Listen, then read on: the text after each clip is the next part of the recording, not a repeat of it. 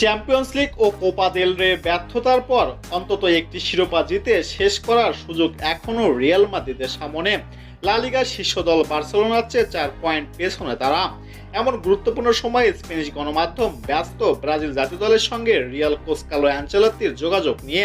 তাদেরকে এখন কোনো কিছুই বলবেন না ইতালিয়ান কোচ। তার মনোযোগ এখন লিগের বাকি 5 ম্যাচের দিকে।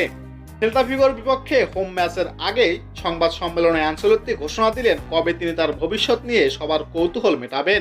আমি পরিষ্কার করে বলতে চাই, সত্যি হচ্ছে আমার ক্লাব, খেলোয়াড় ও ভক্তদের খুব পছন্দ করি।